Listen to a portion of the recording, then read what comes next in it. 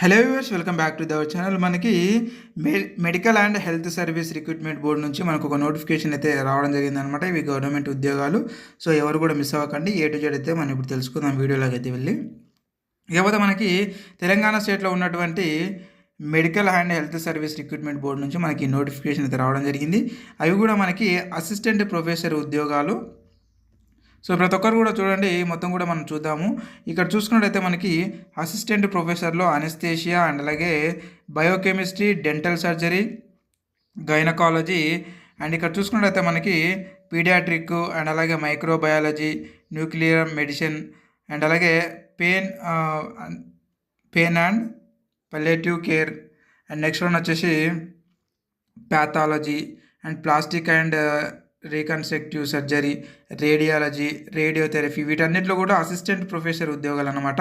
అంటే ప్రతి డిపార్ట్మెంట్లో ఈ యొక్క అసిస్టెంట్ ప్రొఫెసర్ పోస్టులకై ఈ యొక్క నోటిఫికేషన్ అయితే రిలీజ్ కావడం అయితే జరిగింది. సో మనం ఇక్కడ చూడొచ్చు, వేకెన్సీస్ లిస్ట్ కూడా మనకి ఇక్కడ ఇవ్వడం అయితే జరిగింది అనమాట. అనెస్థెసియా 5, బయోకెమిస్ట్రీ 1, డెంటల్ సర్జరీ 1, గైనకాలజీ 4, ఈ విధంగా అయితే మనకి మొత్తం కూడా నెంబర్ ఆఫ్ వేకెన్సీస్ అయితే ఇవ్వడం జరిగింది.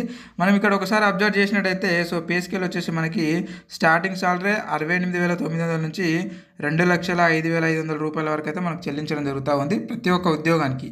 ఇక్కడ ఇచ్చినటువంటి దాదాపుగా 14 రకాలైనటువంటి డిపార్ట్మెంట్లలో అసిస్టెంట్ ప్రొఫెసర్ ఉద్యోగాలకై ఈ నోటిఫికేషన్ అయితే రిలీజ్ కావడం జరిగింది.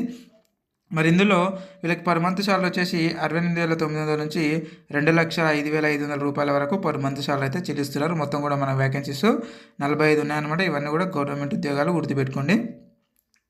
అండ్ నెక్స్ట్ వన్ వచ్చేసి మనకి ఇక్కడ చూసుకున్నట్టయితే ఇక్కడ మనకు సెలెక్షన్ ప్రాసెస్ చూడండి. సో ఎలాంటి ఎగ్జామ్ అయితే లేదు. జస్ట్ మీరు అప్లికేషన్ చేసుకున్న తర్వాత మీకు వచ్చినటువంటి, అంటే మీకు ఈ సంబంధిత విద్యార్హతలలో మీకు వచ్చినటువంటి మార్క్స్లలో 100 పాయింట్స్ అయితే ఉంటాయన్నమాట.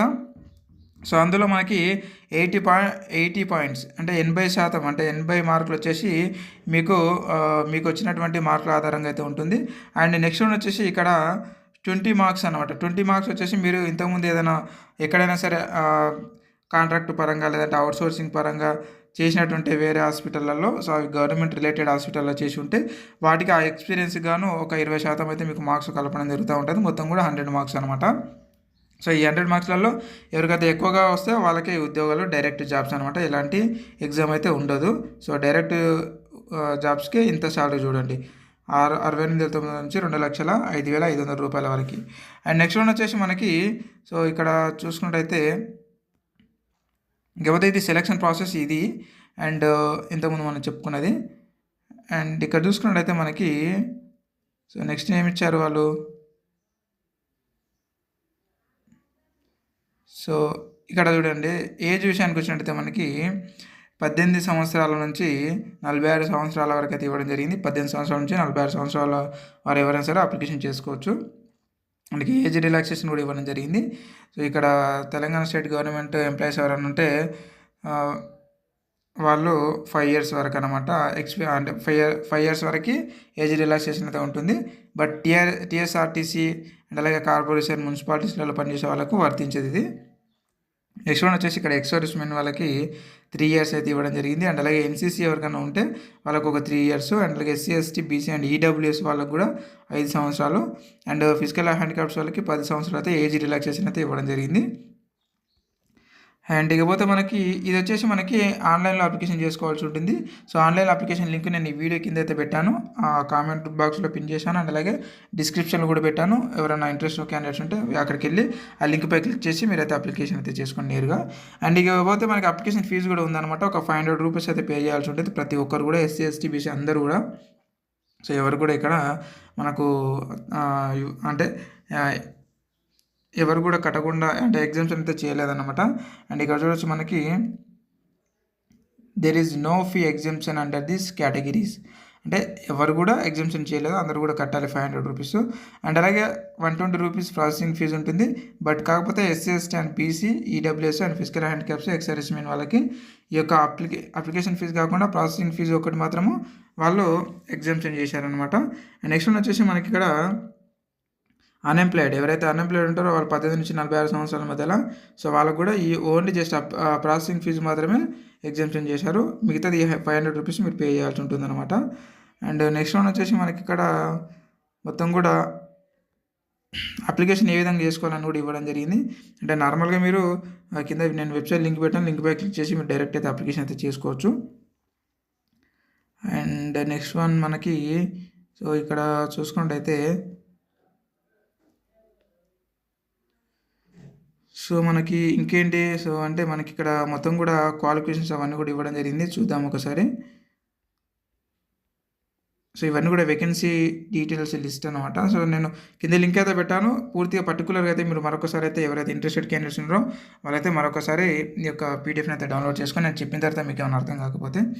అండ్ ఇక్కడ చూసుకున్నట్టయితే మనకి అసిస్టెంట్ ప్రొఫెసర్ అనెస్థేషియాకి వచ్చేసి వాళ్ళు అనెస్థేషియాకు సంబంధించిన సబ్జెక్టెడ్లో సో వాళ్ళు ఎండి లేదా ఎంఎస్ లేదా డిఎన్పి చేసి ఉండాలన్నమాట అనెస్థేషియాలో. సో ఇదే విధంగా ప్రతి ఒక్క పోస్ట్కి ప్రతి ఒక్క దాంట్లో ఎండి లేదా డిఎన్పి చేయాలన్నమాట. ఇక్కడ చూడండి బయోకెమిస్ట్రీ ఉంది కదా, సో బయోకెమిస్ట్రీలో ఎండి లేదా డిఎన్పి చేసిన వాళ్ళు అప్లికేబుల్ అనమాట, వాళ్ళు చేసుకోవాలి అప్లికేషను. ఇంకా నెక్స్ట్ వన్ వచ్చేసి మనకి డెంటల్ సర్జరీ. సో చూడవచ్చు మనకి డెంటల్ సర్జరీ కూడా ఎండిఎస్ లేదా డిసిఐ చేసిన వాళ్ళు అప్లికేషన్ చేసుకోవాలన్నమాట. ఇవన్నీ కూడా డాక్టర్ ఉద్యోగాలు. సో కాబట్టి వాళ్ళకి సబ్జెక్టెడ్ రిలేటెడ్లో ఎండి లేదా డిఎన్పి చేసిన వాళ్ళు సో వాళ్ళు అర్హులు అనమాట. సో మిగతా వాళ్ళు ఎవరు కూడా అప్లికేషన్ చేసుకోవడానికి అయితే అవకాశం లేదు. వాళ్ళతో పాటు అండ్ అంటే ఈ యొక్క క్వాలిఫికేషన్తో పాటు ఎక్స్పీరియన్స్ కూడా ఉండాలి. సో ఎక్స్పీరియన్స్ ఉన్న వాళ్ళు కూడా అప్లికేషన్ చేసుకోవచ్చు అనమాట. సో చూడొచ్చు ఇక్కడ మనకు ఇక్కడ ఇచ్చినటువంటి ఏదైతే హాస్పిటల్స్ ఉన్నాయో సో వీటిలో మాత్రమే ఎవరైతే ఇంతకుముందు చేసి ఉంటారో వాళ్ళ యొక్క ఎక్స్పీరియన్స్ వ్యాలిడ్ అనమాట. సో మిగతా ఇక్కడ లిస్ట్ కూడా ఇవ్వడం జరిగింది. ఇది కూడా మీరు ఒకసారి చెక్ చేసుకోండి. నేను పీడిఎఫ్ని అయితే మన వీడియో కింద అయితే పెట్టాను. సో క్వాలిఫికేషన్స్ అయితే ప్రతి రిలేటెడ్ అసిస్టెంట్ ప్రొఫెసర్ అంటే ఇక్కడ ఏదైతే రిలేటెడ్ డిపార్ట్మెంట్ ఉందో దాంట్లో ఎండి లేదా ఇక్కడ చూడవచ్చు డిఎన్పి చేసి ఉండాలి, ఖచ్చితంగా గుర్తుపెట్టుకోండి. ఓకే. అండ్ నెక్స్ట్ వచ్చేసి మనకి ఇంపార్టెంట్ డేట్స్ ఒకసారి చూసుకున్నట్టయితే మనకి so application last date and starting date మనం ఒకసారి చూసుకున్నట్టయితే మనకి అప్లికేషన్ ఆన్లైన్ డేట్ వచ్చేసి జూలై 12, 2024 నుంచి అయితే స్టార్ట్ అవుతుంది, ఇంకా స్టార్ట్ అవ్వలేదు. అండ్ లాస్ట్ డేట్ వచ్చేసి మనకి 19 జూలై సాయంత్రం 5 గంటల వరకు అయితే మనకి ఆన్లైన్ అప్లికేషన్స్ అయితే క్లోజ్ అవుతాయి అనమాట. అంటే మనకి ఇంకా 12 తారీఖు నుంచి స్టార్ట్ అవుతుంది, ఇంకా ఇప్పుడే స్టార్ట్ అవ్వలేదు. సో గుర్తుపెట్టుకోండి.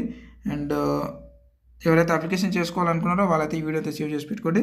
12 తారీఖు నుంచి 19 తారీఖు వరకే మనకు దాదాపుగా ఒక 6 రోజులు అనుకోండి, ఒక 7 డేస్ మనకి టైం అయితే ఇవ్వడం జరిగింది. అందులో మీరు అప్లికేషన్ చేసుకోవాల్సి ఉంటుంది. అండ్ ఇది ఎలాంటి ఎగ్జామ్ ఉండదు, ఆన్లైన్లో అప్లికేషన్ చేసుకోవాలి. కానీ మీకు ఎలాంటి ఎగ్జామ్ పెట్టకుండా జస్ట్ మీకు వచ్చినటువంటి మెరిట్ ఆధారంగానే మిమ్మల్ని సెలెక్ట్ చేయడం జరుగుతూ ఉంటుంది అనమాట. ఇదేనమాట. ఇంకా ఇక్కడ మనకు రిక్వైర్మెంట్ డాక్యుమెంట్స్ కూడా ఇవ్వడం అయితే జరిగింది. ఎవరైనా అప్లికేషన్ చేసుకునే వాళ్ళు చాలా తక్కువ మంది ఉండి ఉంటారు, ఎందుకంటే ఇలాంటి క్వాలిఫికేషన్స్ ఉన్న వాళ్ళు చాలా తక్కువ మంది ఉంటారు.